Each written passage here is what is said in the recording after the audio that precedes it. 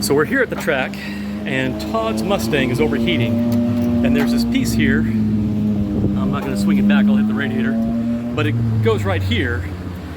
But the airflow, there's a gap this big where the airflow is trying to get to the radiator and it can't because this piece is in the way. So we're going to go ahead and take it out, and I'm going to make a tape wall here to try to get the air to go down into the radiator, and we'll see if we can that'll cure our overheating problem. So I got the big chunk of metal out of the way, and you can see I'm building a wall here that's going to meet with the hood, and hopefully it'll force all the air down into the radiator.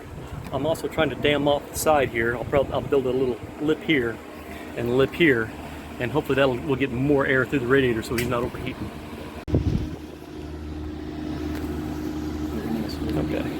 All right, so got a little air dam here made out of Gorilla Tape, and whenever we shut the hood, it comes down just right, and you can see that piece that was sitting here and blocking half the air and getting it up over the radiator is now gone, and that Gorilla Tape seal is going to help make sure the air goes through the radiator, and with having these dams here on the end, that'll keep it from escaping down the sides.